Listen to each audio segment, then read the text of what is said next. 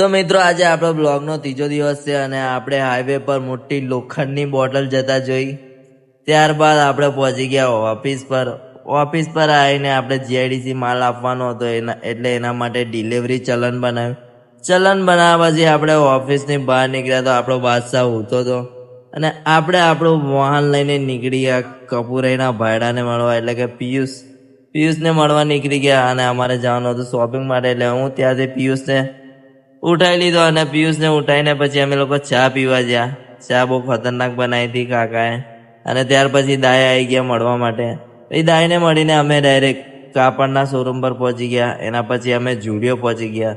જુડિયોથી કપડાં લઈને હું સીધો ઘરે ગતો રહ્યો મારા કાચા રસ્તે, કેમ કે બહુ તાપ પડતો હતો. આપણે ટોપી લઈ લીધી.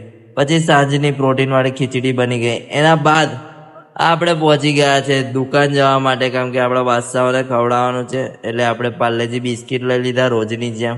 પછી આપણા બાદશાહોને બોલાવી લીધા.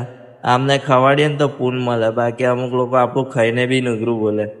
પછી આપણે આપણા બાદશાહોને ખવાડી દીધા. જો એકને તો સીટી મારે તો દોડતું આવતું રહ્યું અને આપણે પછી બિસ્કિટ ખવડાવવાનું ચાલુ કર્યું આપણા બાદશાહોને. એક પછી એક અમારા બાદશાહો બિસ્કિટ ખાતા ગયા. ત્યાર પછી આપણે નીકળી ગયા જીમ માટે વ્હાઈટ કલરની કેપવાળી ટી શર્ટ પહેરીને. અને આપણી એન્ટ્રી પડી જીમમાં. એટલે ભાઈ જોઈ શકો છો અનિલભાઈ ખેપત આવી ગયા છે આપણા જોડે. એના પછી મેં થોડું સ્ટ્રેચિંગ કરવાનું ચાલુ કરી દીધું. સ્ટ્રેચિંગ કરી પછી એના પછી બેકની થોડી એક્સરસાઇઝ કરી. જો કે આપણે બેક મારી એટલે પછી કોઈનું મેન ના પડે અને આપણી પાછળ બધા બેકગ્રાઉન્ડ મ્યુઝિકવાળા તો જોડે જ હોય. એના પછી આપણે જીગાને મળ્યા. જીગો બહુ ખુશ હતો કે મારો વિડીયો બનાવે પણ આપણે નહોતો બનાવો. અને એક નવો નમૂનો આવી ગયો હતો જયકાંત શીખરે. પછી જયકાંત શીખરેને મળ્યા અને એના પછી જીગો હસ જ કર્યો. અને એના પછી આપણે બીજી બેકની એક્સરસાઇઝ મારી એટલે આપણને થોડીક ફૂર્તી આવી ગઈ.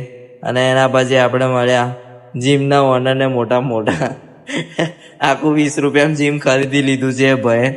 અને બધાને જય માતાજી કરીને અમે સભા બેહાડી હતી. અને આને તો જોઈ શકો છો બહુ ખતરનાક માણસ છે. અને આ જોઈશું કાલે ફાસ મારતો હતો એમ. એના પછી અમારા બાદશાહ જોઈ શકો છો બેકની એક્સરસાઇઝ મારે છે. બેકની એક્સરસાઇઝ માર્યા પછી આપણે ચાલુ કરી દીધું બાયસેપ મારવાનું. બાયસેપ માર્યા પછી આખું મોડું પરસેવાવાળા લાલ થઈ ગયું, બહુ થાકી ગયેલો. એના પછી હું નીચે જતો રહ્યો, પાણીની બોટલ ભર્યા. પછી જુઓ આપણો બાદશાહ બધું એક્સચેન્જ કરતો. બિસ્કિટ તો જોયો ને કેવા દેખાય. એના પછી બહુ વધારે નહીં બોલવું, અહીંયા આપણો બ્લોગ સમાપ્ત કરીશ. હવે મળીએ આપણે નેક્સ્ટ બ્લોગમાં.